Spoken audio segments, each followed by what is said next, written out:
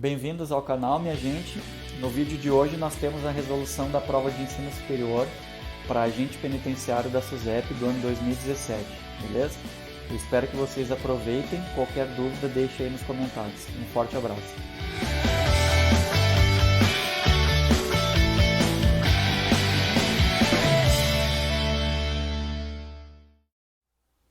Muito bem, minha gente, então, bem-vindo ao canal.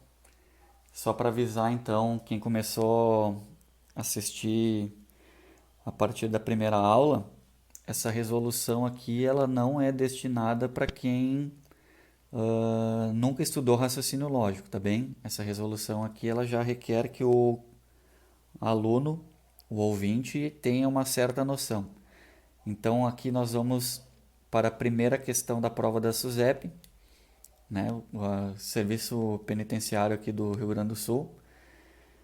E ela é uma questão que trata inicialmente de tautologia, contradição e contingência. Se a gente for observar o que é o conceito de cada coisa, a gente tem que saber que tautologia é quando a tabela verdade é sempre verdadeiro, contradição é sempre falso e contingência é quando ficam os valores misturados de verdadeiro e falso, tá?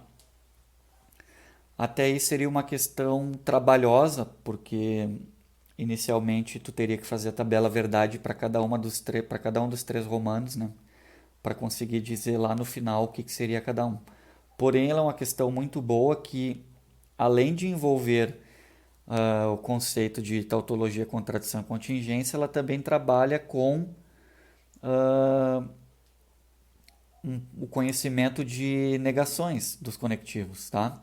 Então, se a gente for observar aqui antes de resolver o Romano 1, ó, o Romano 1 ele está com o conectivo ou e ele está com o conectivo aqui do bicondicional, tá bem?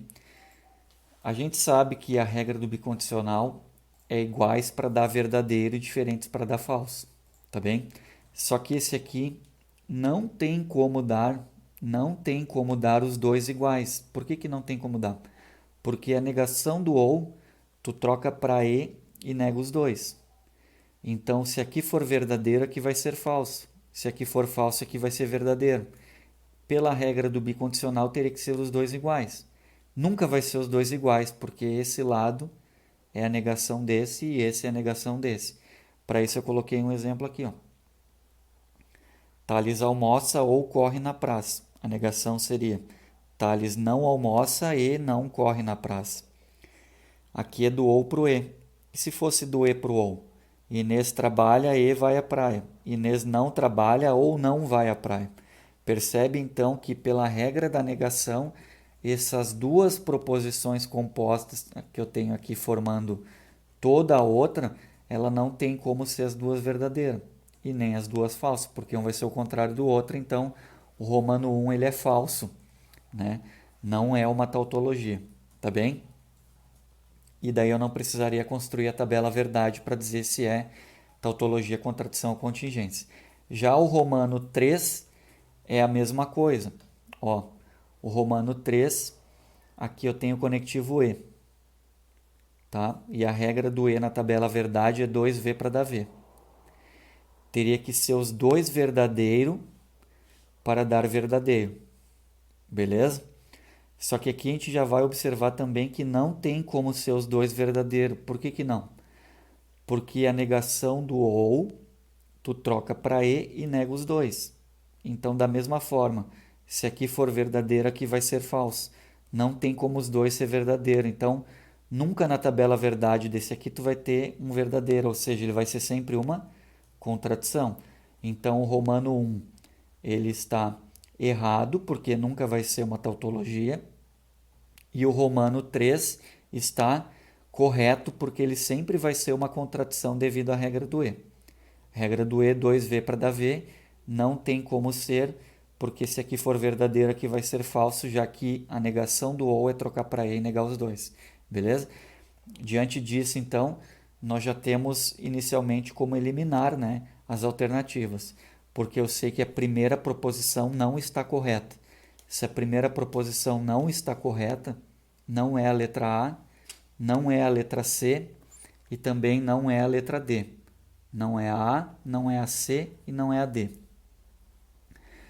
porque essas alternativas estão dizendo que o romano 1 está correto. E o romano 3, ele é verdadeiro. O romano 3, ele é verdadeiro. Então vejam que as únicas alternativas que diz que o romano 3 é verdadeiro é a letra D e a letra E, né? Só que a D nós já tínhamos descartado pelo romano 1, então aqui eu já tenho a resposta, que a resposta é a letra Equador. Mas nem por isso eu vou deixar de fazer a resolução do romano 2 a partir da tabela verdade, para quem não se lembra, para fazer aí uma pequena revisão, beleza?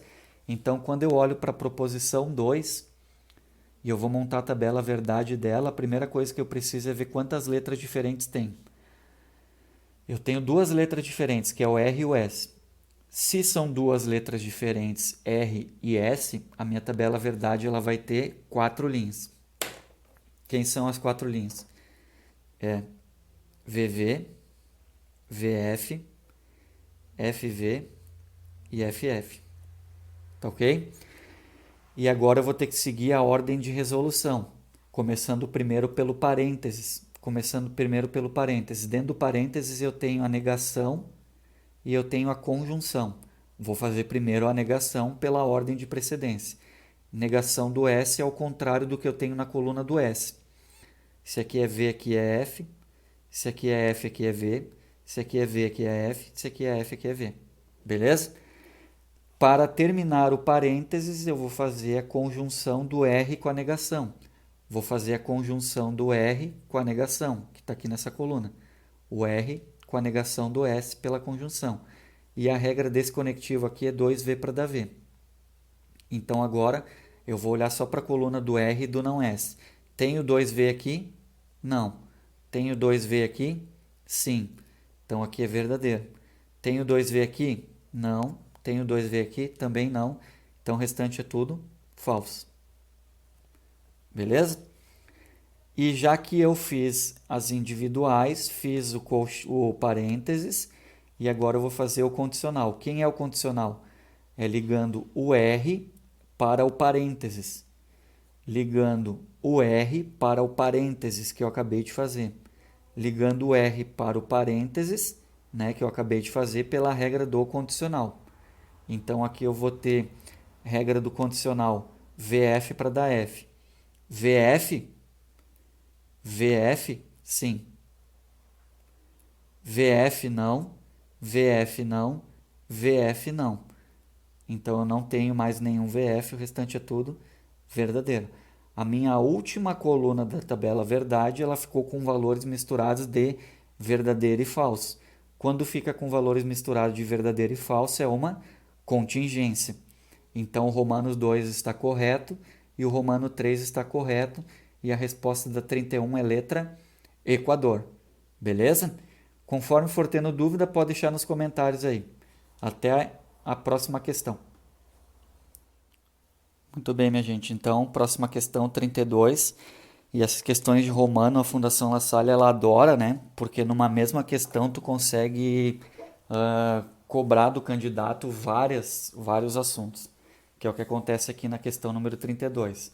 Ele está dizendo lá, no romano 1, um número natural é par ou ímpar. O número é par ou ele é ímpar. O número 10 é natural e não é ímpar. Se o número natural 10 não é ímpar, então o número natural 10 só pode ser um número par e o romano 1 está correto. Beleza? Já no romano 2, ele traz a regra da equivalência contrapositiva, né? Ele diz lá, ó, se Maria é irmã de Pedro, então Mônica é tia de Maria. Se Maria é irmã de Pedro, então Mônica é tia de Maria. Se tivesse dito lá que Mônica não é tia de Maria, logo Maria não é irmã de Pedro, estaria correto. Mas da maneira que ficou aqui, está errado. Porque não adianta só tu negar as duas partes. Não adianta só negar que Maria não é irmã de Pedro e Mônica não é tia de Maria. Tu também tem que inverter a ordem conforme está aqui, ó, é a regra do neguinho. Por esse motivo, o Romano 2 está errado. Beleza? E vamos para o Romano 3, que envolve a lógica da argumentação também, só que com proposições categóricas. Ele começa dizendo que alguns coques são inteligentes. Quando eu digo que alguns coques são inteligentes, está aqui, ó. Alguns coques são inteligentes. Esse aqui é o grupo dos... Nem sei porque que eu botei equinox aqui agora que eu vi. Esse aqui são os coques e esse aqui são os inteligentes. E os alguns coques são inteligentes está aqui no meio. Beleza? Aí depois ele diz que alguns inteligentes são bons em matemáticas. Quando ele diz que alguns inteligentes são bons em matemáticas, não quer dizer que todos os inteligentes são bons em matemática, são só alguns. Então aqui, ó, alguns inteligentes são bons em matemática, alguns inteligentes são bons em matemática, alguns inteligentes são bons em matemática, alguns inteligentes são bons em matemática, alguns inteligentes são bons em matemática. Toda essa parte preta que eu pintei aqui quer dizer que são inteligentes que são bons em matemática, já que o grupo dos bons em matemática está em vermelho. Agora, quando tu afirma com o nexo aqui conclusivo que alguns coques são bons em matemática, quando tu diz que alguns coques são bons em matemática, poderia ser verdade, poderia não ser. E pelo princípio do terceiro excluído, toda vez que tu tem uma afirmação que ela é verdadeira, ela tem que ser verdadeira sempre, quando ela é falsa, ela tem que ser falsa sempre. Então aqui o Romano 3 ele está errado, porque essa conclusão ela poderia estar correta, mas ela poderia estar errada também. Então nesse caso aqui, o Romano 2 e 3 não são válidos. Romanos 2 e 3 não são válidos. Resposta letra Canadá. Fechou? Então a próxima questão, ela é uma questão que aparece pouquíssimas vezes na Fundação La Salle nesse formato. Na verdade, a questão de negação, ela é recorrente, né, em provas da Fundação La Salle, mas envolvendo negação e equivalência juntos, ela é um pouco mais raro acontecer, geralmente nas provas de nível superior, que nessa questão da SUSEP aqui que nós temos, a número 33, beleza? Então, apesar de eu ser canhoto e estar acostumado a escrever com a folha de lado, agora eu vou ter que escrever reto, né? Por causa da gravação. Espero que não atrapalhe muito aí. Muito bem, então ele está dizendo lá, a negação da proposição lógica, Bruno é agente penitenciário e Maria é policial, é equivalente à proposição lógica. Muito bem. Quando eu explico, quando eu dou aula de negação, estou arrumando aqui porque eu acabei colocando errado. Quando eu dou aula de negação, eu gosto de explicar negação e equivalência separado, né? E eu uso como regra também, o meu critério, a minha didática, enfim, é usar como critério fazer a negação primeiro e depois a equivalência. Embora nesse caso aqui eu tenha a negação do E, que eu posso passar para ou, e a negação do E que eu posso passar para o então, que é possível também, mas eu gosto de seguir o passo a passo, fazer uma coisa e depois a outra, primeiro a negação, depois a equivalência, que daí a gente acaba treinando as duas regras, certo? Muito bem. Então, quando eu tenho Bruno é agente penitenciário e Maria é policial, eu vou fazer a negação. Eu já sei que pela regra da negação eu devo trocar o E pelo ou e devo negar os dois, certo? Então aqui eu vou dizer que o Bruno não é agente penitenciário. Não é agente penitenciário. Aqui ele era, aqui ele não é. E a Maria, eu vou dizer que a Maria não é policial. Não é policial. Já que aqui nesse caso ela era policial, então ela não é policial. Então olha que legal. Bruno não é agente penitenciário ou Maria não é policial. Bruno não é agente penitenciário ou Maria é policial. Tem gente que quando está estudando tem mania de engolir palavra. E confesso que eu também sou assim de vez em quando. Então, por falta de atenção, poderia marcar a letra B. Só que não é a letra B porque deveria dizer que a Maria não é policial também. Muito bem. Então, eu fiz a negação do E para o OU e não tenho resposta. O que eu faço? Eu faço uma equivalência do OU para o C então. E a equivalência do OU para o C então é o contrário da regra do infiel, que é a negação. O infiel eu mantenho a primeira e nego a segunda. A equivalência eu vou negar a primeira e manter a segunda. Então vai ficar aqui, ó, C Aqui o Bruno não é agente penitenciário. Então, se o Bruno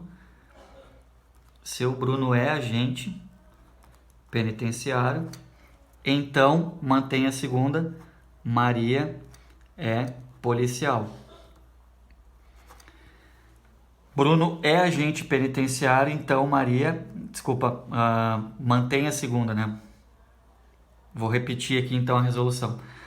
Bruno não é agente penitenciário, eu nego a primeira. Então, Bruno é agente penitenciário, então mantenho a segunda. Maria não era policial, então Maria não é policial. A minha resposta vai ser: se Bruno é agente penitenciário, então Maria não é policial. A resposta é letra Dinamarca. Fechou? Vou fazer um resuminho então aqui do que está acontecendo. A negação do E eu passei para ou. Negação do E eu troco para ou e nego as duas. Beleza? E a equivalência do ou para o então.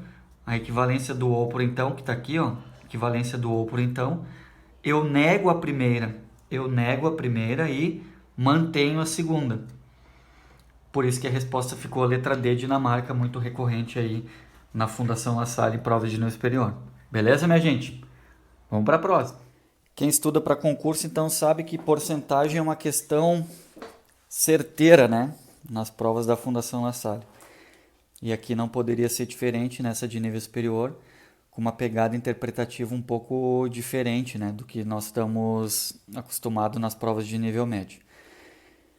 Em uma urna estão 6 bolas verdes, 10 bolas amarelas e 14 bolas azuis. Quantas bolas verdes devem ser inseridas nesta urna de modo que o número de bolas verdes correspondam a 52% do número de bolas da urna? Beleza, então, ó, se as bolas verdes vão ter que corresponder a 52% e essas aqui vão permanecer inalteradas, que ao todo são 24 bolas, certo? Essas 24 bolas elas vão ter que corresponder a 48%. Guedes, mas por que 48%? Porque as bolas verdes vão ser 52%. Se as bolas verdes vão ser 52%, 52 mais 48 vai fechar os 100%. Concorda comigo? Então aqui é uma questãozinha de porcentagem, né? Envolvendo também resolução por regra de 3. Então aqui é x. Então aqui eu vou ter 48x igual a 52 vezes 24. Beleza? X igual 52 vezes 24 dividido por 48. Aqui eu posso simplificar por 24 em cima e embaixo, né? Então eu vou ter o x igual a 52 dividido por 2. 52 dividido por 2 dá 26. Eu vou ter que ter 26 bolas verdes. 26 bolas verdes. Né? Que foi o resultado que nós chegamos aqui. Mas eu já tinha 6. 26 menos 6 dá 20 bolas verdes. E a resposta vai ser letra Equador. Beleza? Essa foi tranquila. E a questão 35 é de um assunto que não é muito recorrente, aparece uma vez a cada 3, 4 provas deles, que é noções de estatística, né? Não são todos os editais deles que tem também. E aqui ele pede para tu calcular qual é a mediana do tempo diário de estudo desse candidato, certo? Eles colocaram ali então 6 candidatos e cada um deles diz qual é o tempo diário de estudo. Para tu calcular a mediana, tu não pode esquecer que tu tem que colocar em ordem crescente, que é o que está acontecendo aqui, ó. Eles estão dando as informações fora da ordem crescente, então eu coloquei. Geralmente, quando a questão é um pouco mais interessante, ela vai te dar número de termos pares, porque daí tu não tem o meio exatamente, né? Quando o termo é ímpar, tu vai ter exatamente o meio. E aqui, para eu calcular a mediana, eu vou ter que fazer a média aritmética dos termos centrais depois de colocar em ordem crescente. Média aritmética dos termos centrais depois de colocar em ordem crescente. Então, aqui, depois que eu coloquei em ordem crescente, os dois termos do meio é 6,5 e 7, que quando eu somo dá 13,5. E se eu dividir por 2, 13,5 dividido por 2 vai dar a resposta à letra Equador 6,75. Fechou? Tranquilo essa, né? Questão 36, questãozinha interessante, né? Porque ela envolve também o conhecimento de potência e uma percepção do candidato que esteja mais treinado na resolução de questões de juros compostos. Muito bem, então aqui ele está me dando as informações, capital 1.200, taxa de juros de 3% ao mês durante 6 meses. Percebam que aqui ele está mês e mês, né? Não alterou, e ele está pedindo qual é o montante. Poderia pegar os 1.200 e vir aumentando 3% a cada mês durante 6 meses pelo modo Juquinha, né? Que é o que geralmente eu explico em sala de aula, para tu fazer pelo modo Juquinha, para não se preocupar muito com a resolução da fórmula, com a memorização também, né? Mas aqui tu poderia colocar 1.200 vezes 1,3 elevado na 6 e fazer 1,3 elevado na 6, que vai dar trabalho, né? Mas aqui a questão ela facilitou um pouquinho. Por que ela facilitou um pouquinho? Porque ela já está dizendo que 1,03 elevado na 3 vai ser igual a 1,1. O que isso quer dizer?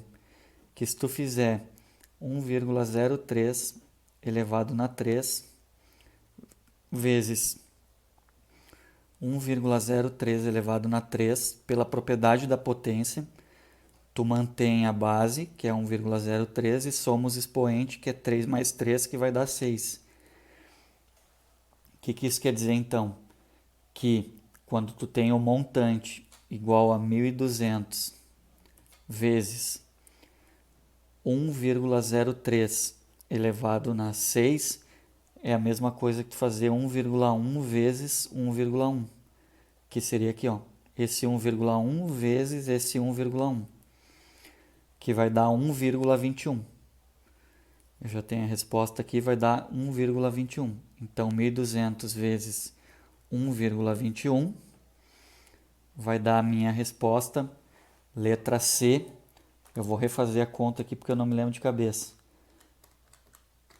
1.452. 1.452, que é a resposta letra Equador, entre 1.420 e 1.460. Falei letra C, Equador, né? Mas é letra C, Canadá. Fechou? Próxima questão. Questão 37, conjuntos, né? Operações entre conjuntos, também bastante comum. Eu vou parar de ficar falando essas coisas, bastante comum, recorrente, enfim. Quem está estudando já sabe como é que é o perfil da banca. Aqui eu tenho 3 conjuntos, tá? Conjunto A, B e C. Ele está dizendo que os conjuntos B e C são disjuntos, isto é, não existe intersecção entre B e C. Não existe intersecção entre B e C. Não existe não, está dizendo que é vazio, né? Então a intersecção entre o B e o C, ela é vazia. Não tem nenhum elemento ali, certo? Ele está dizendo também que a união de A, B e C é 100, ou seja, aqui dentro tem que ter 100 elementos, né? Tem que ter ao todo 100 elementos. Ele está dizendo que a intersecção entre o A e o C é 10. A intersecção entre o A e o C é 10. A intersecção entre o A e o C é 10. E aqui ele está dizendo nessa informação que os elementos que estão contidos no B, mas não estão no C, ou melhor, os elementos que estão em B, que pertencem ao B e não estão em C, são 15. Estão em B e não estão em C, são 15. Estão em B e não estão em C, são 15. Beleza? E ele está dizendo também que A união com B é 60. A união com B é 60. 10 mais 15 dá 25. Dentro do A com o B eu tenho que ter 60. Então aqui é 35. Não importa quantos vão estar fazendo partes do A e do B juntos. Isso não importa. Beleza? A gente não tem como definir isso. E agora a pergunta que não quer calar. Nessas condições é correto afirmar sobre o conjunto C que... Bom, eu já tenho aqui 50, 60, para fechar o 100 faltam 40. Isso quer dizer que dentro do conjunto C tem quantos elementos? Dentro do conjunto C tem 40 mais 10, que é 50, letra A. Acabou a questão. Fechou? Interessante essa, né? E a questão 38, que é o que eu considero uma das, né, mais chatinha da prova, de probabilidade, né, envolvendo probabilidade. E a fórmula que eu costumo trabalhar em sala de aula, que eu aprendi com o professor Renato Almeida, um grande abraço para ele, é que probabilidade é o que eu quero por tudo que existe. Na análise combinatória e na probabilidade, o, o mais difícil é a questão da interpretação, certo? Então aqui tem alguns elementos também de combinatória, dependendo como é que for resolver. Então vou procurar ser o mais didático possível. São 25 pessoas, né? Preciso escolher 7 para compor o conselho, sendo que nessas 25 pessoas tem o Márcio e o Pedro, né? Ele quer saber qual é a probabilidade de Pedro e Márcio estarem entre os sorteados para compor o conselho de sentença deste caso. Muito bem. Tudo que existe são 25, beleza? Então aqui, como está aparecendo primeiro o Pedro, eu vou começar pelo Pedro. Eu vou dizer que a probabilidade do Pedro ser sorteado,